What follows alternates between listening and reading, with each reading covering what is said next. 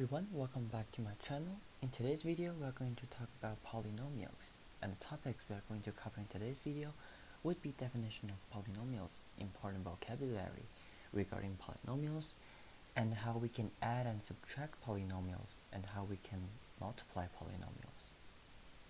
So first, let's take a look at the definition of a polynomial. Polynomial is the sum of one or more monomials adding together. And a monomial is a number or variable, or the combinations of numbers and variables. Example would be 4x, 7y, 3x squared, 6xy cubed, z. So we can see that all these monomials are the product of a number and some sort of combination of variables. Formally, we can define a polynomial p of x to as the following: an times xn plus an minus y x to the power of n minus y minus 1, and so on to plus ax plus a. So all these terms are a monomial, so they're basically the sum of all these monomials. And the a and x need to satisfy the following condition. So an's are not 0, an is real number, and n is positive integer. So this z superscript plus is positive integer. Important vocabulary. So first, let's take a look at what is term. So terms are monomials separated by adding, addition, or subtraction. So example would be the following. Determine the number of terms of the following polynomials. So for first one, we only have one monomial here. So one monomial, so one term. We have for the second one, 3x plus 2, we have 3x and 2. So two monomials, so two terms, and we call this a binomial. Next one, 5x squared plus 4x minus 7, we have three terms here, so three monomials, which means three terms, and we call this a trinomial. Last example, 4x cubed plus 2x squared plus x minus 3, we have 4x cubed, 2x squared, x, and negative 3 here.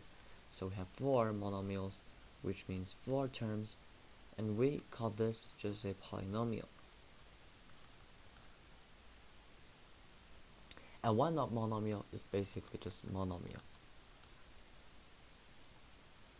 Next term, degree. So degree of polynomial is another way of classifying polynomials. So right here, we talk about how we can classify polynomials based on the number of terms it has. If one term, then it's monomial, two terms, binomial, three terms, trinomial, and more than three terms, a polynomial. And another way of classifying a polynomial is degree. And a degree is determined by the largest sum of the exponents on every variable in a term. And we are going to take a look at some examples to gain a better understanding.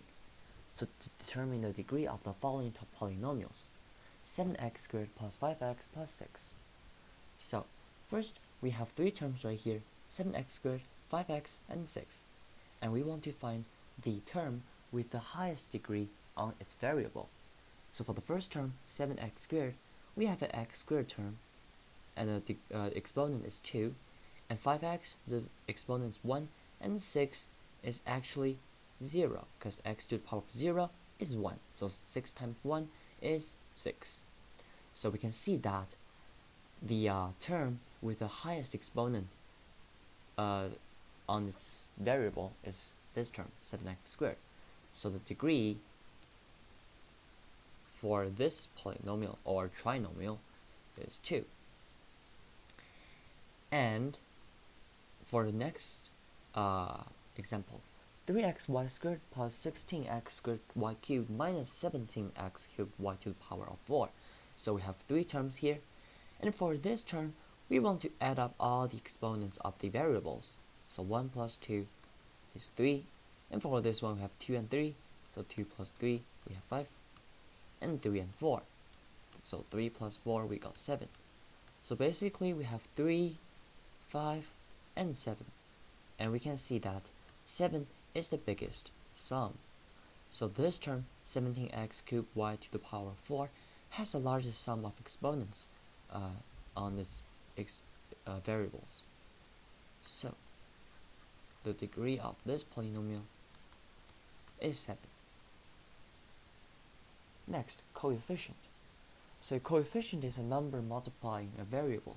So it's always the integer in front of the combination of variables and different exponents. So for 7x, the coefficient is 7. For 8x squared, the coefficient is 8. And for 1 over 4x y to the power of 5, the coefficient is 1 over 4. And conventionally, we always write the coefficient in front of the variable. Leading coefficient is the coefficient of the highest degree term. So if I have a polynomial like 5x squared minus plus 4x plus 3. So leading coefficient would be the coefficient of the highest degree term, which is this term right here, because x squared, this exponent 2, is the highest among all these terms. So the leading coefficient of this polynomial is 5. And conventionally, polynomials are written in descending order of degree. So this polynomial right here will not be written as 3 plus 5x squared plus 4x, because we always want to have this descending order right here. Next, constant. Constant is the term without any variables, and it's quite easy to spot. So spot the constant in the following two polynomials: 2x squared plus 3x plus 16. So we have three terms right here, and which of them does not have any variables? The 16. 5x to the power 4 plus 3x cubed minus 2x squared minus x plus 8. We have 1, 2, 3, 4, 5 terms right here, and which one of them does not have any variables? This 8 right here. Addition and subtraction of polynomials. So we have two big steps right here when it comes to adding and subtracting polynomials. So number one, collect like terms. So what are like terms? Like terms are terms with same variables and same degree. So we can say 2x squared and 3x squared, they are like terms because they have the same variable x and they have the same degree or exponent attributing to the variable x. They're both 2 exponent. And for 5y to the power of 4 and 5y cubed, they will not be like terms even though they have the same coefficient, despite the fact that they do have the same variable y, but the exponent attributing to these two variables are different. One is 4 and one is 3. So when we are judging if two terms are like terms, the coefficient will not necessarily be the same. And after collecting like terms, if we are doing subtraction, make sure to distribute the negative when we are extracting the bracket out.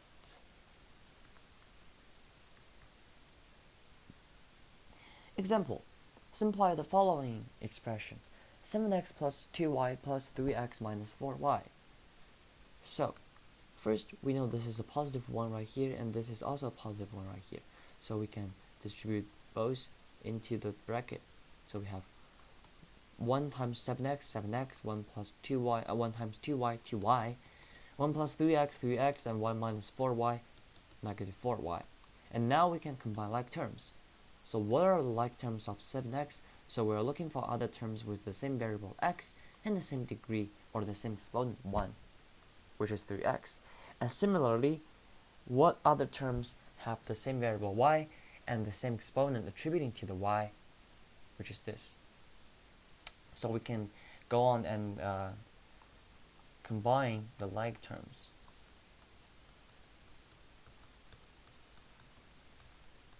Seven x plus 3x gives us a 10x, and 2y minus 4y gives a negative 2y, and a plus a negative thing is just minus this thing. So this expression, after the simplification, becomes 10x minus 2y. Another relatively more complicated example. So what makes this simplification of this expression a bit harder? So this is the positive one, but here it is actually a negative one. So we would like to distribute this negative one to the three terms in the bracket. So for the first bracket, it is a positive bracket, so nothing will change. And when we extract this thing out, we just multiply negative 1 to the three terms inside the bracket, so we will get something like this. And now, similar process, we want to combine like terms.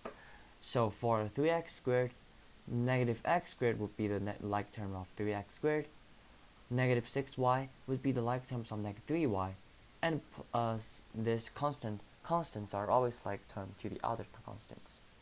So let's go on and just combine those like terms together. And this is a negative 6x plus a negative 3x and plus a 9 plus 7. So 3x squared minus x squared gives us 2x squared. Negative 6x minus 3x gives us a negative 9x and plus a 16. So this plus a negative thing minus this thing, and we just did the full simplification of this expression. After talking about addition and subtraction, I would like you to talk about how we can multiply polynomials together. So we also have three general steps. So step 1, apply exponent laws we talked about before in my videos. If you haven't watched it, please do check out. Step number 2, apply distributive property. And by saying distributive property, I mean a times bracket b plus c. We can distribute this a into the bracket. So a times b and a times c. And be careful, we have the plus sign right here. So we want to get something like this. And then just simplify by collecting like terms and so on. So example, negative 4x squared times bracket x cubed plus 8x. So first of all, we want to recognize that this whole thing resembles a times bracket b plus c, where a is negative 4x squared, b is x cubed, and c is 8x. So we want to recognize that this expression can be simplified using distributive property first. So a is negative 4x squared times b, which is x cubed, plus negative 4x squared. Let me just move all of these things to the side first.